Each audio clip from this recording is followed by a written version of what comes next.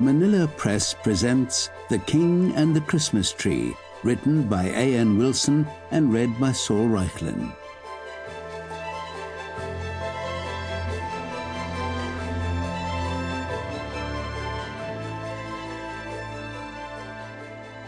Chapter 1. Every year, in the middle of London, a huge Norway spruce, 20 meters or more in height, is erected in Trafalgar Square. Many who see it must take it for granted. It is Christmas time, so let's put up a tree. You see trees everywhere, all over the world, even in countries which are not avowedly Christian. After all, a tree is wonderfully neutral, no?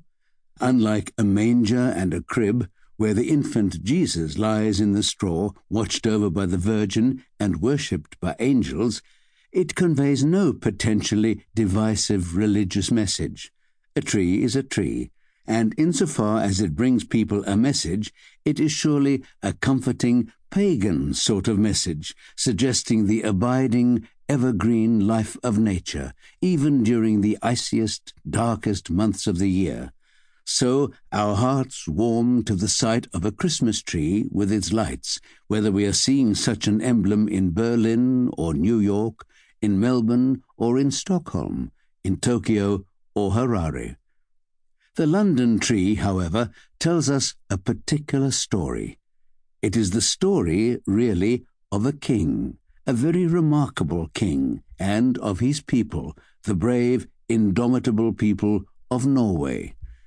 The Christmas tree in Trafalgar Square is not just any old tree, such as you might see decorating a shopping mall or a civic space any old where.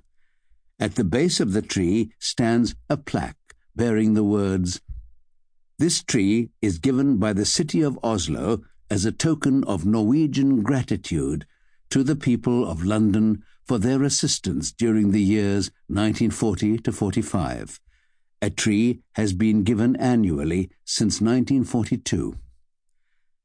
Though it comes and goes each year and is to that extent as ephemeral as the seasons, the Norwegian Christmas tree could claim to be among the most remarkable memorials contained in that square, which is so packed with links to history.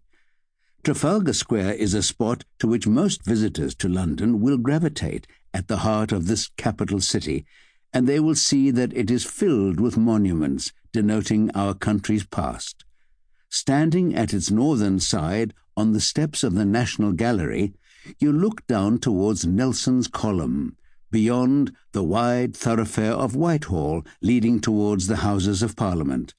Your eye will take in many reminders of British history. You will see King Charles I sitting on his horse and gazing down to Banqueting House, where on a cold January day in 1649, on a hastily erected scaffold, he was beheaded. In the centre, you will see the gigantic Nelson's Column, erected to commemorate the brilliant naval hero who, in 1805, defeated the French Navy at Trafalgar, hence the name of the square, and ultimately prevented the all-out conquest of Europe by Napoleon. At the Battle of Trafalgar, Nelson was picked off by a French sniper and died, leaving a navy and a nation both grief-stricken and proud. As your eye moves across the square, you will also see, in statues and busts, figures who are perhaps less familiar, such as Havelock and Napier, heroes in their day as soldiers who solidified the British hold on India and fortified the creation of the Raj. History is not a neutral story. The monuments erected to commemorate the men and women of previous centuries are often uncomfortable reminders that, in the past, people had different perspectives, different scales of value altogether. When they erected the statue of Charles I, it was to show what they thought about him. Sample complete. Ready to continue?